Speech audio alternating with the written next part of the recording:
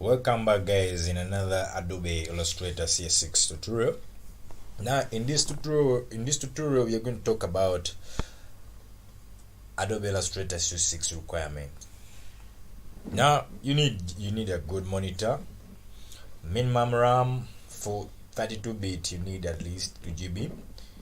36 you need at least 4 GB plus. And Windows 7, Windows at least begin from Windows 7 up to 10, it is compatible.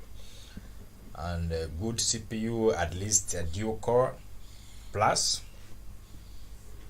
a dual core i3, but not below at least.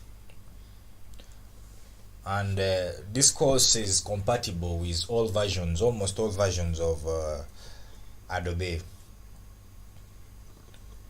So, and if you need for more information, you can go to Adobe website, you check the system requirement and make sure you set yourself ready for the course. Thank you for watching guys. See you in the next video.